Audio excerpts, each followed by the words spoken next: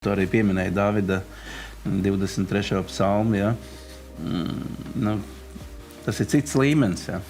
Tas jau cits līmenis. Tā jau nav vienkārši pateicība par visu, ko Dievs dod, vai par labiem apstākļiem un tā tālāk, bet tas 23. psalms, mēs redzam, Dāvids saka jebšu, ja? Un līdz tam jebšu, mums katram vienam ir jānonāk, ja? Bet caur Dievu pazīšanu, caur viņu iepazīšanu mēs nonākam, ja? Caur to, ka mēs pielietojam Dievu vārdu savā dzīvē, iegūstam atziņas, iegūstam atturības, pacietības, dievbijības, ja? Visas tās īpašības iegūstam, tad, jā, mēs nonākam līdz tam jebšu, es arī staigāju tumšā nāves ielā, jebšu mani piemeklē slimība, jebšu man ir bats, jebšu man tur vajā, jebšu man ir grūtības un izaicinājumi, jebšu tas kungs ir ar mani, un viņš būs tas, kas palīdzēs man iziet savu nāves ēnas ielā, ja?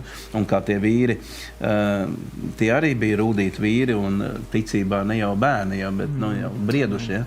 Daniela draugi, kuri teica, un jebšu arī,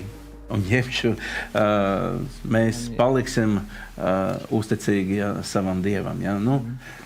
Kā saka, nevar aiziet līdz šai atziņai Dievu nepazīstot. Ja?